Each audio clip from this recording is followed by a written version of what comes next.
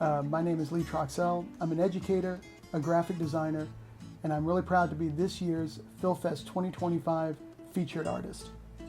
When I was a kid, I grew up in probably the best time for what they would call like Saturday morning cartoons. So I grew up watching Super Friends and different shows like that, Spider-Man and His Amazing Friends.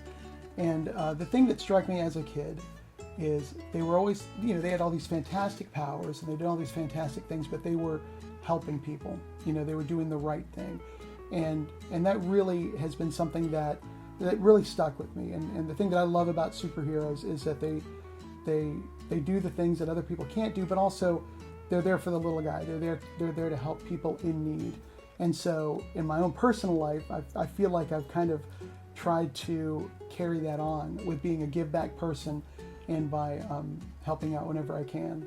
One of the best things about this whole process for me has been working with Coastal Edge. Everything that I do is like based in community. And when I had the opportunity to work with Coastal Edge, realizing that the vision of Coastal Edge is community as well, it was amazing. Just it's so rewarding to know that you're working with other people with a similar vision, with a vision of bringing people together and of honoring tradition and of honoring Virginia Beach and of honoring the ocean and that whole culture.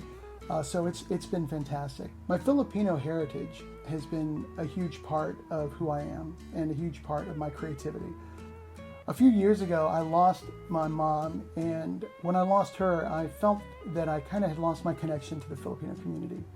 And as knowing that she was such a huge influence in both my creativity and just the way that I see the world, I wanted to make sure that I could somehow continue on her memory and her legacy in my work.